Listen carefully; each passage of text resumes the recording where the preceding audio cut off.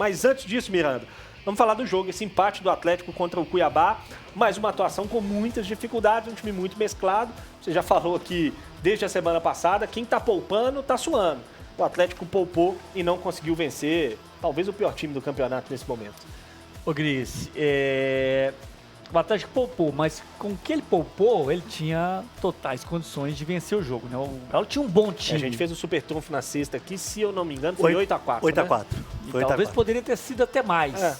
Se você pensar rapidamente passando. Mariano, Fux, Lianco, Alan Franco e Fausto Vera, Palácios e Rubens, os dois alas, Bernard, Igor Gomes e Davidson. Esses aqui seriam titulares em boa parte aí do Campeonato Brasileiro, grande maioria aqui. Então o Atlético tinha um bom time.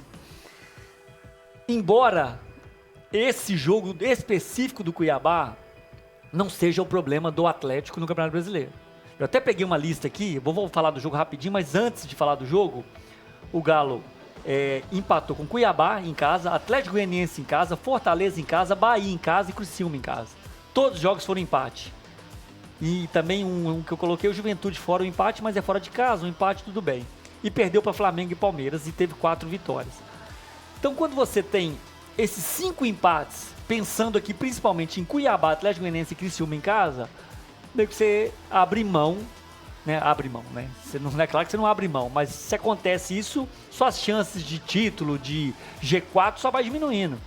E o Cuiabá foi um jogo também parecido com isso, mas era a desculpa, né, assim, entre aspas, do time mesclado que tinha totais chances de vencer. Falando do jogo, então, voltando ao jogo, eu acho que o início do Atlético não foi ruim. Acho que o Atlético teve um início ok, com volume de jogo, com algumas chances, teve o pênalti logo cedo, depois teve chance com o próprio Palácio, que sofreu o pênalti, e também com o Igor Gomes, uma cabeçada na trave, cruzamento do Bernard praticamente sozinho. Então o Atlético teve um bom volume e no primeiro tempo, qual que foi o problema do Galo no primeiro tempo, na minha análise? A bola parada. Tinha tido uma bola na trave, entre o 20 e o 30 ali, o minuto 20 e 30, uma bola na trave no cabeceio e depois o pênalti, que eu achei até muito discutível o pênalti, mas depois a gente pode falar sobre isso. Então acho que o Atlético jogou até relativamente bem o primeiro tempo, tinha feito o suficiente para sair vencendo o primeiro tempo. Não era uma partida brilhante, longe disso, mas era o suficiente para vencer.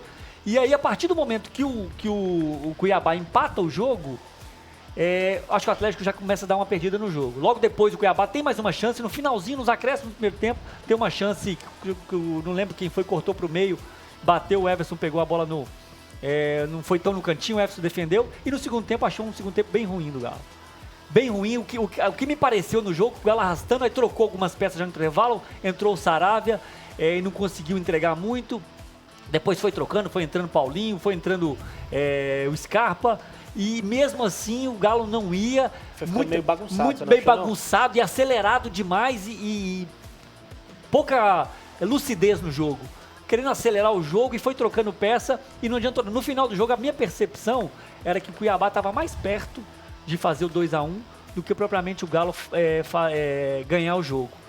Então no fim do jogo o empate, por aquilo que foi o finalzinho do jogo, acabou não ficando ruim, mas nas expectativas, aquilo que se espera do Galo no campeonato, esse empate aí sela um foco total nas Copas, porque agora ficou uma missão quase impossível de chegar na cabeça aí do Campeonato Brasileiro. Porque a gente está falando aqui de 16 pontos em relação ao Botafogo com 2 jogos a menos.